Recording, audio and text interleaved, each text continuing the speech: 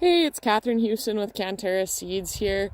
Just wanted to continue the conversation that we started earlier this spring about population and really chat about, again, the importance of population, why it actually matters to your yield, where that ROI comes from, and why we worry about it. So it might be kind of difficult to tell in this video, but there's going to be something we noticed very first about this field, and I'll give the sign here for reference. So we're standing in a CS4000 field. First thing we're going to notice here, I think it might become obvious, these plants are extremely tall. Why are they extremely tall?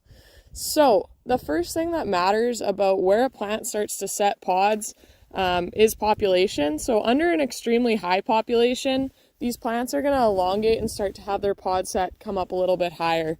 Why does that matter? Okay, so obviously first thing is standability. We've got a lot of plants here that are going to lean a whole lot more, right? It's kind of like having a guy that only bench presses and never does leg day. Yeah, pretty easy to knock over from the legs, very top heavy. Secondarily to that, what matters? What we really care about is how our nutrients are being used and how our water is being used to create a plant that is going to have the most yield for us. I don't think any farmer's super worried about having a plant that has a super tall stem. What's paying the bills and what's going in the bin is where our pod set is. Okay, so obviously under a higher population, we're going to see less consistent thick plants like this guy here with a super thick stem, and more skinnies, kind of like these ones right here. Now, this skinny plant, not going to produce a whole lot of pods. This thick plant produces a whole lot more pods. Healthier plant overall as well, so it's going to have better standability. So again, population, why does that matter? We drop that population, these plants have more space to branch out. They're going to branch a whole lot lower than they will super high. So even on some of these guys here, they didn't have much of a chance, again, to create a whole lot. But realistically, they're stealing nutrients from some of these other plants. So taking away the potential from these other plants to put them into these smaller plants, we don't want that. We want that plant to start branching a little bit lower so that it can have a pod set that maybe is a whole lot longer than this, right?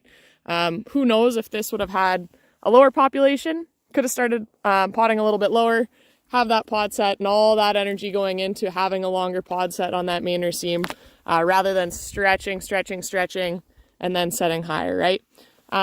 Yeah, so that's basically the big key here is we want to make sure that we're getting the most yield potential out of the nutrients and water.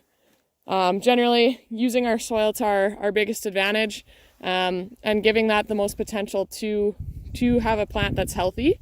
Besides that, obviously, lowering that seeding rate, we're putting less seeds in the ground, making every seed count a whole lot more, and that's really key. So on total ROI, less seed going in the ground, so lower seed cost, plus potentially more output.